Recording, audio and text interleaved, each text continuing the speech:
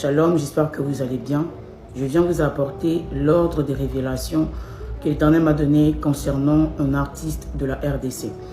Je me souviens, c'était en 2021-2022, si je ne me trompe pas, si ma mémoire est bonne. J'étais en train de voir dans une vision un homme qui s'est rapproché de moi et de mon grand frère. Alors cet homme a commencé à demander de l'aide.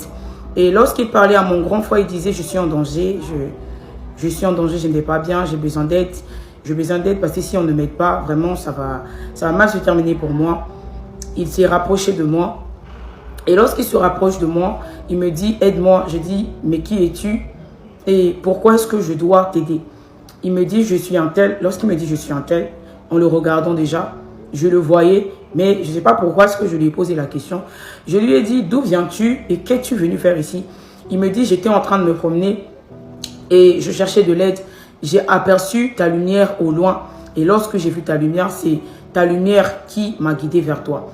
Et je pense que toi, tu sauras quoi faire pour m'aider. » Et je lui pose la question, mais comment est-ce que moi, je pourrais t'aider?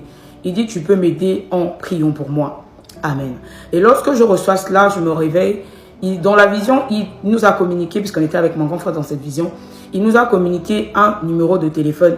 Et ce numéro de téléphone, c'était un numéro de la RDC qui commençait par plus 243 81. Et à la fin, ça se terminait aussi par 81. Et lorsqu'il nous a communiqué ce numéro, je me suis réveillé. J'ai prié le Seigneur pour savoir. C'est là que le Saint-Esprit a commencé à m'expliquer. Le Seigneur me dit, il est à la fin de son contrat et il doit forcément renouveler ce contrat parce que s'il ne le renouvelle pas, ce qui a été arrêté contre lui va arriver, va fondre sur lui. Et je me souviens qu'après qu'il m'ait parlé, quelques mois encore plus tard, il est revenu, je pense qu'on était déjà en 2022. Il m'a dit, il me parlait, voilà, j'entendais une voix avec un écho. Et lorsque j'entendais la voix avec l'écho, je l'ai reconnu puisque je le vois à la télé, je le connais déjà assez. Lorsque je le vois, je l'ai reconnu. J'ai dit, mais c'est la voix d'un tel. Il dit, oui, c'est moi. Je suis encore revenu. J'ai dit, mais comment est-ce que tu me parles et je ne te vois pas, mais tu me parles avec de l'écho? Il me dit, ça y est, je suis captif, je suis sur l'île Yokush ou Yokushi, quelque chose comme ça. Il dit, je suis sur cette île Yokush là au Japon. Et je ne peux en sortir parce que je suis ici. Celui que vous êtes en train de voir en réalité, vous pensez qu'il est libre. Je ne suis pas libre en réalité dans la spiritualité, je suis captif. Et lorsqu'il me parle ainsi, un esprit, un démon qui ressemblait à une forme de gorille est venu m'attaquer pour me tuer. Et ce jour-là, je me souviens, j'étais en train de subir une paralysie de sommeil. Et cet esprit essayait de me trangler pour me tuer. J'ai commandé au nom de Jésus quand j'ai prié. Et c'est là que je me réveille en sursaut. Et je continue à poser des questions au Saint-Esprit. Le Saint-Esprit me dit, il faut prier pour lui parce qu'il doit se repentir. Il doit ouvrir son cœur et il doit accepter la repentance. Et lorsque je reçois cela, je me souviens encore clairement que j'ai eu d'autres visions encore par la suite des temps sur lui.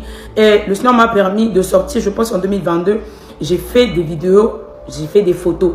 Sur mon TikTok, j'ai fait une vidéo, je ne parlais pas, mais j'ai mis des photos que j'avais tirées de mon Facebook, parce que sur Facebook, j'ai eu à parler, j'ai écrit, je lui ai parlé de la repentance. Je pense que c'était cet artiste-là, avec une artiste de musique gospel, une artiste chrétienne. Ils étaient à deux. Je leur ai donné, je commençais nouvellement sur TikTok, je ne savais pas trop aussi comment ça se passait. Et alors, j'ai posté cette photo de lui ici sur TikTok. Le Seigneur m'a ordonné de l'écrire.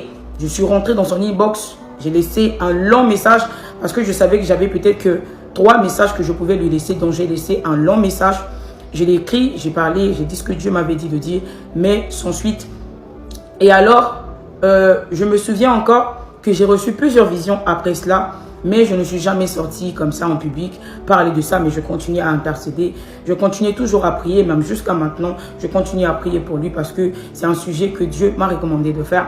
Et je pense que c'est au mois de mars, le Seigneur m'a donné des paroles, mais je ne suis pas passé les donner ici.